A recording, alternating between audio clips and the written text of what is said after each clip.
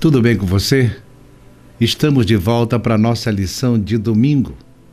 Bem, eu quero agradecer a todos vocês que estão inscritos nesse canal, que fazem os comentários. É importante, é relevante a gente compartilhar, fazer um comentário. E você que chegou aqui agora, aproveite, seja bem-vindo, entre na nossa família. Compartilhe também com seus amigos e faça um pequeno comentário. Ele é relevante. A nossa intenção é chegar aos 1000 inscritos. Bem, então vamos para a nossa lição de domingo. Você é o rei dos judeus? Quais tipos de situações irônicas ocorreram nessa passagem? Marcos 15, 1 a 15. Marcos é o evangelho da ação. E esse capítulo 15 nos conduz à supremação de Cristo. Para essa supremação, todos os propósitos de Deus apontavam desde a eternidade, pois Ele é o Cordeiro que foi morto desde a fundação do mundo. Apocalipse 13, 8. A humilhação de Cristo passou por vários degraus. Ele desceu do céu à terra, sendo Deus, se fez homem, sendo rei, se fez servo, sendo juiz, se fez vítima, indefesa, sendo santo, se fez pecado, sendo bendito, se fez maldição, sendo glorificado pelos anjos, foi cuspido pelos homens. No Getsêmani, suou sangue. No Sinédrio, foi cuspido, acusado falsamente, espancado. No pretório, foi condenado à morte e açoitado. No Calvário, foi pregado na cruz. O apóstolo Paulo diz que ele se humilhou até a morte de cruz. Filipenses 2:8. Vamos ler Marcos 15, 1 a 15 na nova versão transformadora. O julgamento de Jesus diante de Pilatos. De manhã bem cedo, os principais sacerdotes, os líderes do povo e os mestres da lei, todo o alto conselho se reuniram para discutir o que fariam em seguida. Então, amarraram Jesus e o levaram e o entregaram a Pilatos. Pilatos lhe perguntou: "Você é o rei dos judeus?" Jesus respondeu: "Tu o dizes." Os principais sacerdotes o acusaram de vários crimes. E Pilatos perguntou: "Você não vai responder o que diz todas essas acusações?" Mas, para a surpresa de Pilatos, Jesus não disse coisa alguma. A cada ano, durante a festa da Páscoa, era costume libertar um prisioneiro, qualquer um que a multidão escolhesse. Um dos prisioneiros era Barrabás, um revolucionário que havia cometido assassinato durante uma revolta. A multidão foi a Pilatos e pediu que ele libertasse um prisioneiro, como de costume. Pilatos perguntou: "Querem que eu solte o rei dos judeus?" Pois havia percebido que os principais sacerdotes tinham prendido Jesus por inveja. Neste momento, os principais sacerdotes instigaram a multidão a pedir a libertação de Barrabás em vez de Jesus. Pilatos lhes perguntou: "Então o que farei com este homem que vocês chamam de rei dos judeus?" Crucifiquem-o, gritou a multidão. "Por quê?" quis saber Pilatos. "Que crime ele cometeu?" Mas a multidão gritou ainda mais alto: Crucifica-o! Para acalmar a multidão, Pilatos lhe soltou Barrabás. E então, depois de mandar açoitar Jesus, entregou aos soldados romanos para que fosse crucificado. Jesus passou por 7 interrogatórios.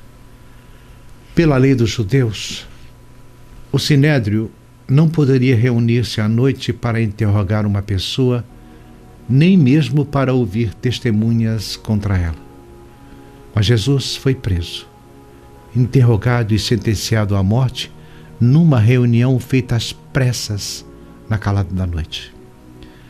Por ganância, Judas o entregou. Por inveja, os sacerdotes o prenderam e o condenaram à morte por blasfêmia. O Sinédrio voltou a reunir-se na manhã de sexta-feira para planejar sua estratégia. O tribunal judaico sabia que uma acusação teológica contra Jesus, blasfêmia, no tribunal romano a acusação era política, sedição, e não tinha validade. Então, acusaram Jesus de delito contra Deus e contra César. Acusaram Jesus diante de Pilatos de promover sedição e de querer ser rei. No pretório, Pilatos saiu para falar e disse: que acusação trazeis contra este homem? Os principais sacerdotes acusaram Jesus de muitas coisas e com grande veemência, porém Jesus ficou em silêncio e não abriu sua boca. Durante as últimas horas de sua vida, Jesus, em 4 ocasiões diferentes, Jesus não abriu a sua boca. Na presença de Caifás, na presença de Pilatos, na presença de Herodes e novamente na presença de Pilatos. Isso falou mais alto do que qualquer palavra que pudesse ter dito. Esse silêncio se transformou em condição dos seus atormentadores e era a prova de sua identidade como o Messias. Os mestres da lei disseram para Pilatos que encontraram Jesus pervertendo a nação, vedando pagar tributos a César e afirmando ser ele, Cristo, e então o Rei. Acusaram Jesus de blasfêmia. Disseram a Pilatos que Jesus se fazia de si mesmo filho de Deus e, segundo a lei judaica, isso era blasfêmia, um crime capital para os judeus. Os judeus, por inveja, acusaram Jesus por sedição política. Colocaram-no contra o Estado, contra Roma, contra César, e ameaçaram Pilatos da sua missão dada por César. Jesus disse claramente que o seu reino não era deste mundo, de forma que não constituía nenhum crime para César nem para Roma. Mas Pilatos estava convencido da inocência de Jesus. E ele demonstrou isso 3 vezes. Pilatos percebeu a intenção maldosa dos sacerdotes. Ele sabia que as acusações contra Jesus eram meramente para proteger a instituição religiosa, não o trono de César. Pilatos disse: não vejo neste homem crime algum. O evangelista Lucas nos informa que pela 3ª vez Pilatos perguntou ao povo: que mal fez este homem? De fato, nada achei contra ele para condená-lo à morte. Pilatos tentou soltar Jesus e pacificar os judeus. Pilatos estava plenamente convencido de 2 coisas: a inocência de Jesus e a inveja dos judeus. Mas por covardia e conveniência política, abafou a voz da consciência e condenou Jesus. Pilatos tentou fazer coisa certa, soltar Jesus, pela forma errada, pela escolha da multidão. Propôs anistiar um prisioneiro criminoso, esperando que as multidões escolhessem Jesus. Mas o povo, instigado pelos sacerdotes, preferiram Barrabás. Marcos descreve Barrabás como um homicida e tumultuador. A escolha da multidão por Barrabás revela a escolha dos homens sem Deus, a ilegalidade em lugar da lei, a guerra em lugar da paz, o ódio e a violência em lugar do amor. Pilatos lava as mãos para se livrar da culpa da injustiça contra Jesus. Veja o que nossa profeta Ellen G. White nos diz na História da Redenção, página 151. Desde o princípio, Pilatos estava convencido de que Jesus não era um homem comum. Acreditava que tinha um caráter excelente e que era completamente inocente das acusações feitas contra ele. Os anjos que testemunharam a cena perceberam as convicções do governador romano.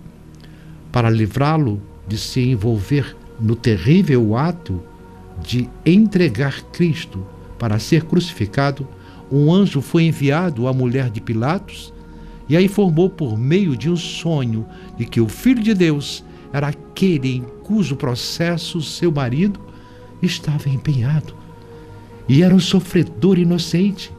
Ela imediatamente enviou um recado a Pilatos, declarando que havia sofrido muito em um sonho por causa de Jesus, avisando de que não se envolvesse com aquele santo homem. O portador dessa mensagem, atravessando apressadamente por entre a multidão, colocou a carta nas mãos de Pilatos. Ao lê-la, ele tremeu, ficou pálido e logo decidiu não fazer nada contra a vida de Cristo.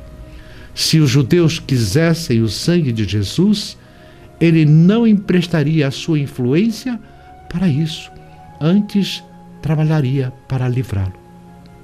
Mas Pilatos falhou na escolha entre a verdade e a ambição, entre a consciência e a conveniência. Esta é uma lição para todos nós e nossas autoridades, para que jamais cometemos esse tipo de pecado. Porém, o pecado mais presente na humanidade nesses últimos dias. Bem, não perca a lição de segunda-feira. O que os soldados fizeram a Jesus? Vamos estudar amanhã, se Deus permitir.